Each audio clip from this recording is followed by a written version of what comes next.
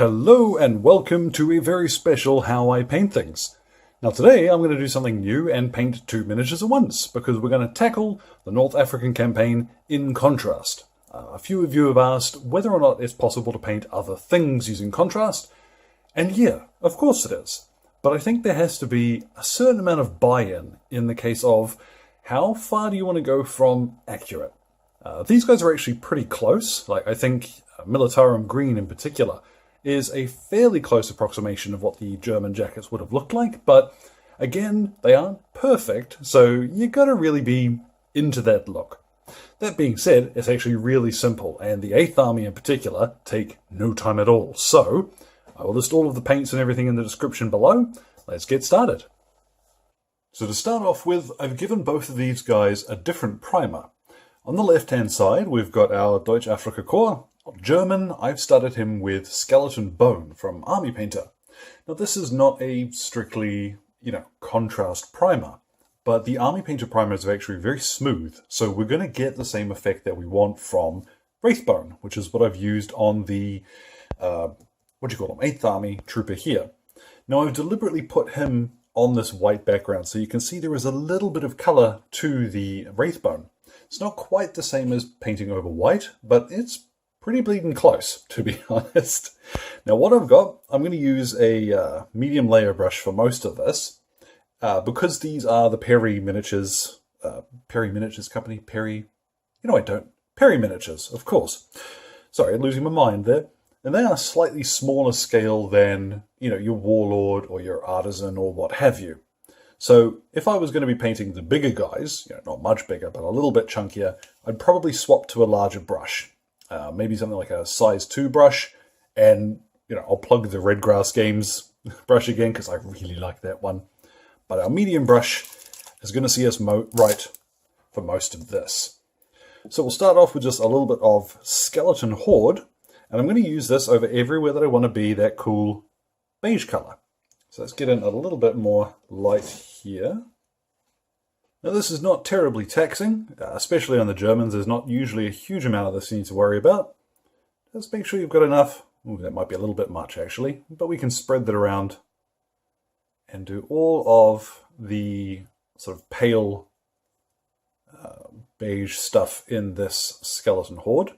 It will look quite dark going on anyway, but when it dries, you'll see that it will lighten up a little bit. What I'm going to do is move some of this around. There we go. I can probably paint most of them with that. And then over the Wraithbone, we're going to use the same color on our 8th Army chap here. Now when painting this dude, you want to try and avoid getting any on his webbing, because we're actually going to leave his webbing Wraithbone. And when we shade the whole miniature, we're going to save ourselves a step. We're going to get a fairly good pale, sun-bleached canvas look just by using that plain Wraithbone. But take your time. If you do have any little whoops moments, you can wait for all of this to dry, and as your last step, just do some tidy up, especially on these cross belts, for example. But around you go, all of his uniform in Skeleton Horde as well. Now, side by side, I think you can see there's a little bit of difference in the color there, which is the main reason why I've used two different primers for that. What we're going to do now, though, is we're going to put the 8th Army aside for a second, because there's actually not a huge amount to do to him. We'll concentrate on our German for now. Now, we're going to use Militarum Green for his jacket, and this is exactly the same as the other steps. You're just going around and filling in all of his jacket with this color. A couple of areas to look out for, though, is this little piping on his sleeve here. Just paint around that for now, but the rest of it, in you go. Now some of his webbing would have been a pale sort of sandy color, so we're going to go back with some Skeleton Bone as a final step, same as with the 8th Army dude, and just polish some of that off to bring it back to the primer. What we'll do for some of it though, especially like if he's got a leather belt or ammo pouches and stuff, we're going to get in there with some wildwood. And let's just cover that over. We'll do the same with his shoes as well. This is a nice leather color, I think. It doesn't take very much. Just cruise around.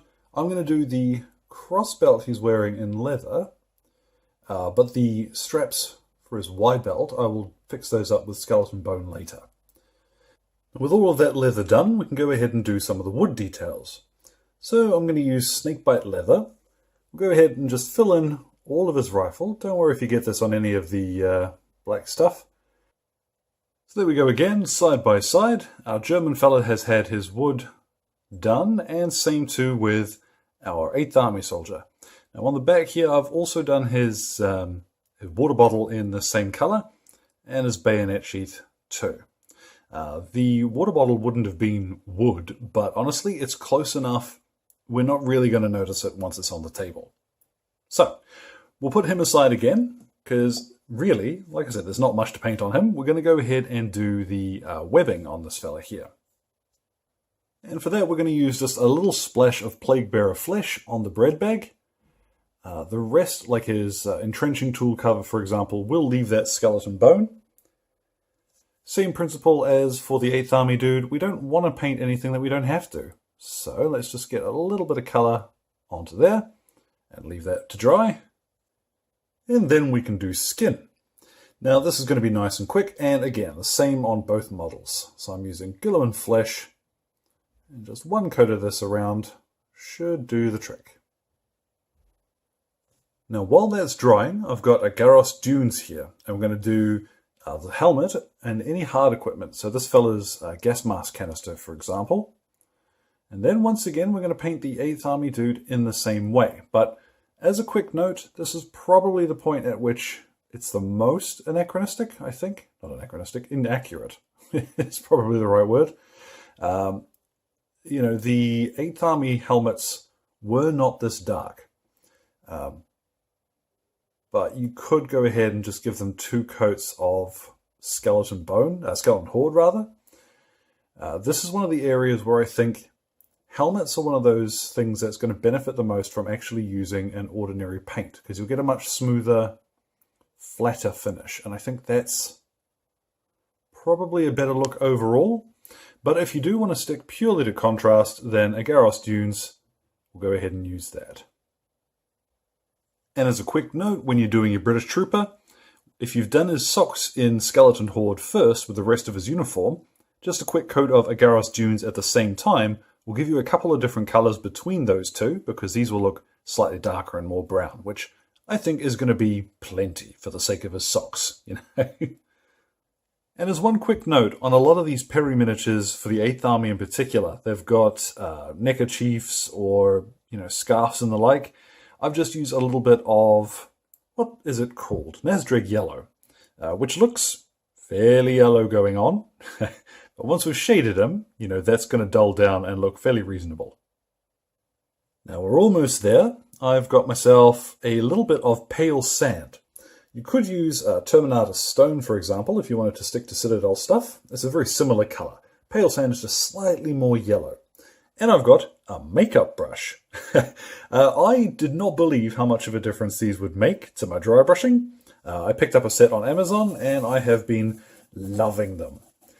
They're much softer and they will cover a broader area in one go, which is exactly what we need for this step here. As you can see, I don't want very much on there at all. What I'm going to do is just very lightly over the whole model, dry brush some edges. And all we're doing with this is we're giving him sort of that sun-bleached look. Any areas that you want to pick out a little bit more, for example, along his trousers or edges of his jacket and what have you, you know, you can add more of this. Be sparing at first, I think. Take your time to build up the color. Now it will look fairly grainy, but don't worry too much. That's pretty close to what we're looking for. You can honestly skip this step if you don't like the look of it, but I tend to think it's going to add a little bit overall. All right, we are looking for a sort of a unit effect. All right, our individual miniatures don't matter as much as how the army is going to look. But now it's time for my friend and yours, Agrax Earthshade. Now, before you get to this stage, if you've had any whoops moments, you know, you've covered over some webbing or what have you, go back and hit it with either your skeleton bone or your wraith bone. Okay, tidy up those webbing straps. But now comes my favorite part, where we just cover the whole thing in Agrax Earthshade. You can be quite generous with this. It really depends on sort of how dark you want the finish to be. So I'm going to cruise around the whole model, and I'm going to do exactly the same thing to our 8th Army chap as well, because he's going to want that same shading. And we'll see how these both look once they've had about half an hour to dry. And there we have it. With the shade dried, this is what we've got. And you'll see it's done quite a bit to help us out with the webbing and those straps, give those a little bit of definition, especially on our 8th Army chap there. But now what we're going to do is just two last things. And what I'm going to do is grab some normal black paint. You could use Black Templar for this, if you wanted to stick to purely contrast, but I tend to think just a flat black will work a little better. So I'm going to grab that and I'm going to paint in the rifle details, throw the models around while I'm at it, obviously. And then finally on our German chap here, just a little bit of white on the eagle on his chest and the piping on his jacket. Now what I'm going to do is quickly base these guys to fit the rest of my army, and they're pretty much ready to rock and roll. Before I do that, I'm going to hit them with a quick spray varnish just to make sure that everything is sealed up and it won't chip off during play. And that'll help bring down some of the grittiness of the dry brush that we used as well. So let's put it all together and see what we get. And there we have it. Both miniatures are complete. Now they aren't fantastic. I mean, I feel like it's worth pointing out, you can definitely paint much better than this if you were to take the time and use, quote unquote, the correct colors. But as far as getting these guys done, I don't think they look too bad at all. Like, I'll be honest, my guys for my 8th Army do not look a great deal better than this. So for the time involved, you can do 2 or 3 of these, in the morning before work, and then come home, base them, add them to your army. So just for a quick look at what that looks like, here is a week's worth of miniatures just doing 2 before work each day. I'll tell you what though, I still need to figure out quite how I'm going to paint the goggles on these guys. Now, hopefully that points in the right direction. Obviously, it's a matter of taste whether or not you like the look overall. But I think, for the most part, it can be pretty playable. As always, I'm pointing out that the look of the unit is more important. What does the army look like? An individual model isn't so important. So, from that sort of perspective, I think these guys look, pretty cool. All I got to do now is a handful of 8th Army to oppose them in the same style, and I think that'll look way cooler. So hopefully, guys, something there was interesting to you. A little bit different in style than usual, tackling 2 miniatures at once. First time I've done that. And, if you've got any questions or anything, feel free to drop them in the old box below. So thank you very much for your time, and you guys enjoy the rest of your day.